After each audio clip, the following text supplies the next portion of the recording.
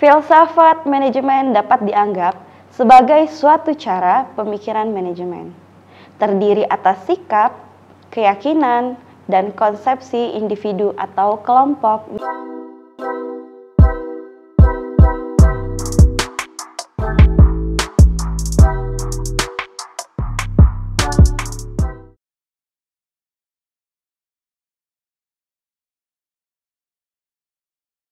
Assalamualaikum warahmatullahi wabarakatuh. Salam olahraga. Jumpa lagi bersama saya Rahmi Marcella Agus pada channel Kuliah Teknokrat. Pada kesempatan kali ini kita akan membahas tentang filsafat dan teori manajemen.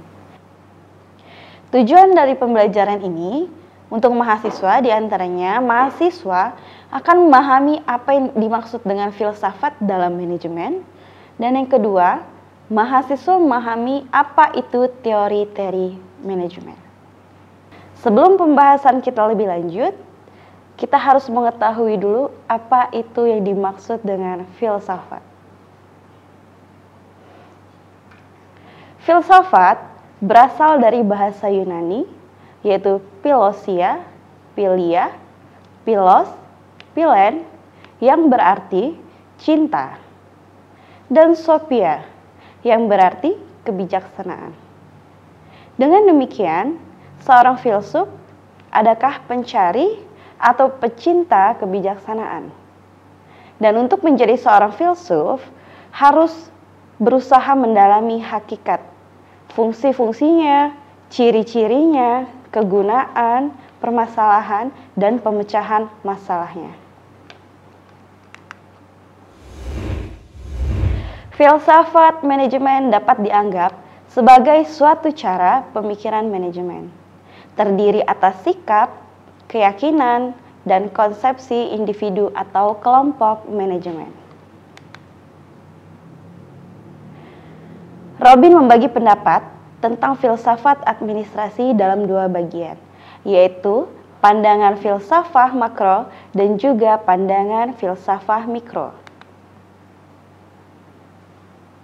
Penggunaan filsafat manajemen. Yang pertama, yaitu untuk membantu mencapai tujuan yang efektif dari para pengikutnya.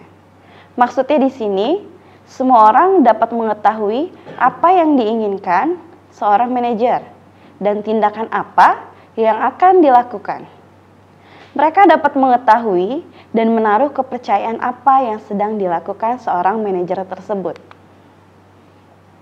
Penggunaan filsafat manajemen yang kedua, yaitu menyediakan suatu landasan dan petunjuk bagi pemikiran manajerial. Apabila kondisi ilmiah dan sosial berubah dengan cepat, maka terasa pentingnya suatu kumpulan pengetahuan dasar dan keyakinan-keyakinan yang merupakan bagian dari suatu filsafat.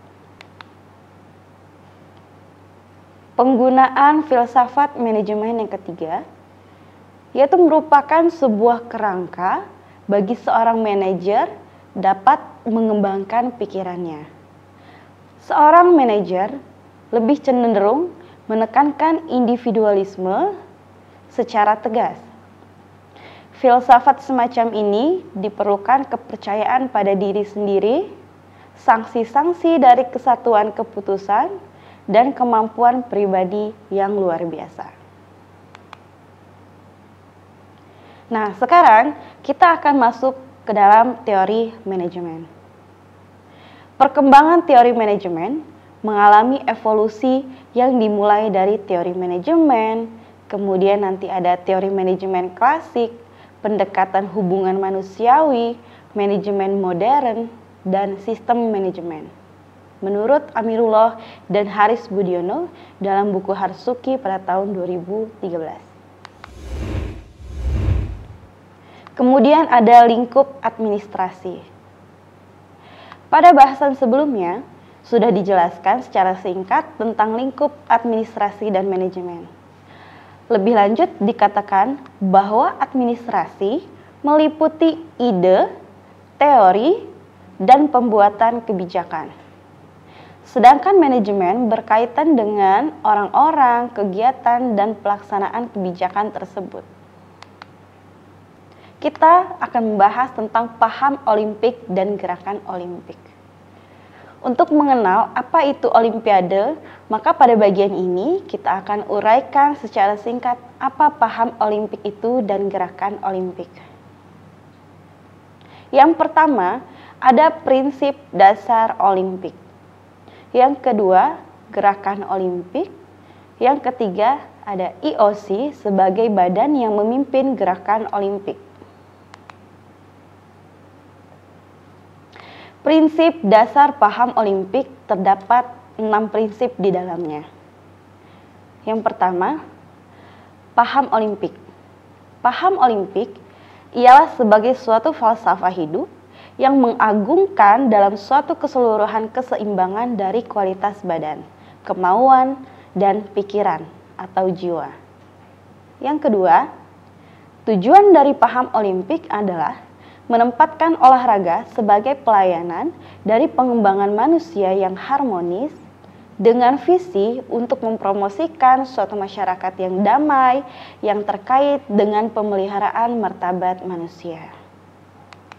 Paham Olimpik yang ketiga, gerakan Olimpik ialah kesepakatan bersama di dalam organisasi, semesta, dan kegiatan tetap yang dilaksanakan di bawah otoritas tertinggi dari IOC. Yang keempat, praktik melakukan olahraga merupakan hak asasi manusia. Kelima, segala bentuk diskriminasi yang berkaitan pada perorangan yang didasarkan atas rasial, agama, politik, gender, atau lainnya.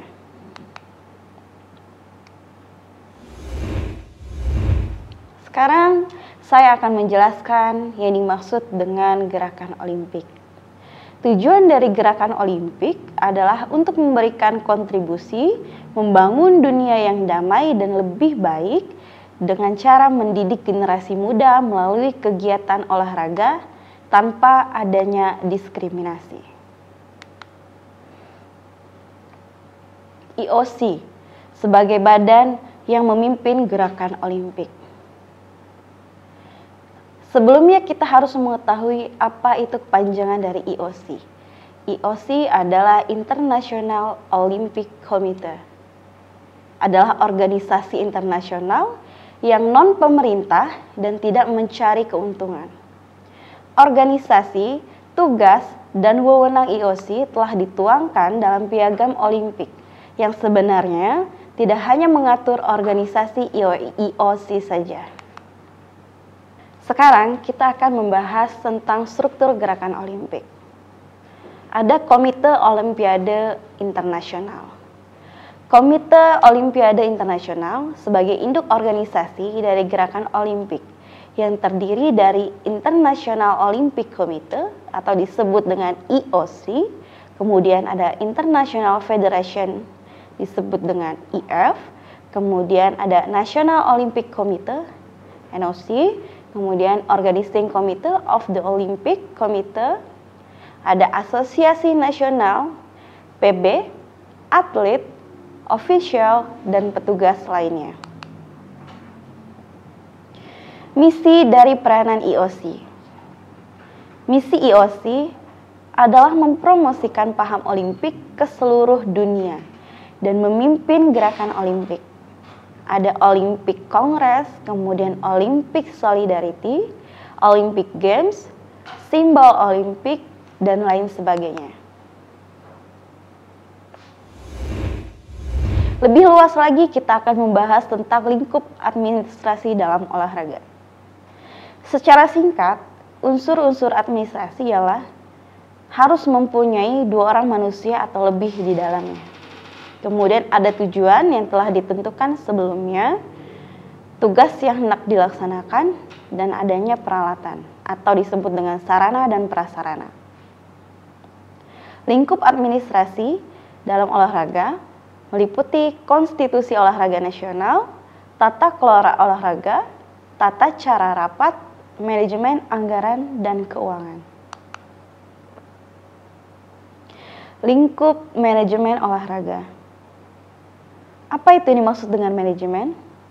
Manajemen secara umum didefinisikan sebagai kemampuan atau keterampilan untuk memperoleh suatu hasil dalam rangka pencapaian tujuan melalui kegiatan orang lain menurut Sondang Siagian dalam Gede Doditisna pada bukunya tahun 2014.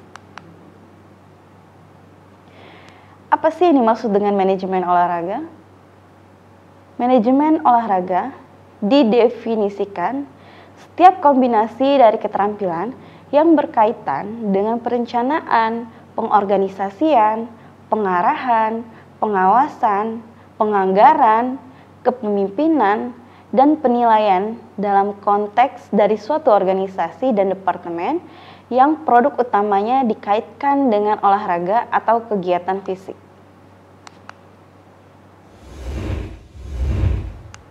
Kemudian di dalam manajemen olahraga terdapat fungsi-fungsi manajemen, sumber daya, pemecahan masalah, dan pengambilan keputusan.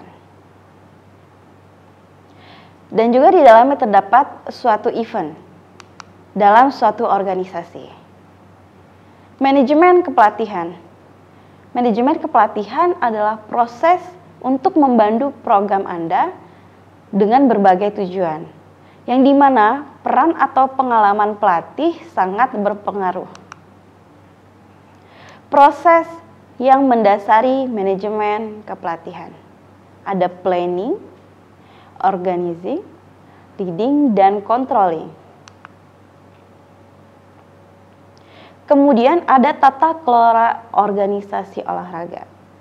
Tata kelola organisasi olahraga terdapat 20 tata kelola. Yang pertama, itu ada peranan badan atau dewan. Yang kedua, ada pertanggungjawaban mandat. Yang ketiga, badan atau tanggung jawab operasional. Keempat, ada perencanaan strategi untuk organisasi. Yang kelima, ada identifikasi resiko dan manajemen. Yang keenam, ada keefektifan manajemen dan penggantian. Ketujuh, ada komunikasi dengan stakeholder. Kedelapan, ada kontrol internal. Yang kesembilan, proses dan informasi. Yang kesepuluh, penilaian kinerja. Yang ke-11 ada akuntabilitas dan pertanggungjawaban publik. Kemudian ada budaya organisasi, ada peranan komite, peranan presiden, peran sekretaris, peran bendahara, perselisihan kepentingan, draft tentang kebijakan perselisihan, kemudian ada rapat-rapat, yang terakhir ada anggaran dan pengelolaan keuangan. Demikianlah video pembelajaran kali ini. Jangan lupa untuk like, share, dan subscribe channel Kuliah Teknokrat. Kita berjumpa lagi pada video pembelajaran berikutnya.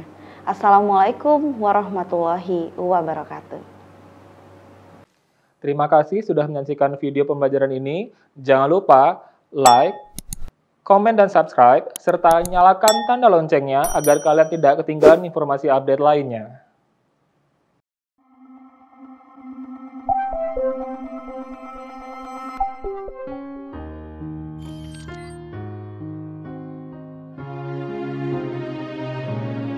Assalamualaikum warahmatullahi wabarakatuh. Pertumbuhan penderita COVID-19 di 2021 ini semakin meningkat. Tentunya ini tidak hanya berdampak terhadap kesehatan kita, tapi juga berdampak terhadap perekonomian Indonesia. Oleh karena itu, marilah bersama-sama kita memperjuangkan melawan COVID-19 ini. Protokol kesehatan tetap wajib kita laksanakan, walaupun telah divaksinasi. Mari kita melaksanakan 5M. Memakai masker, mencuci tangan, menjaga jarak, mengurangi mobilitas, dan menjauhi kerumunan. Marilah kita kembalikan kejayaan Indonesia ini dengan kesehatan dan pertumbuhan ekonomi yang semakin baik dengan bersama-sama kita melawan virus COVID-19 ini. Assalamualaikum warahmatullahi wabarakatuh.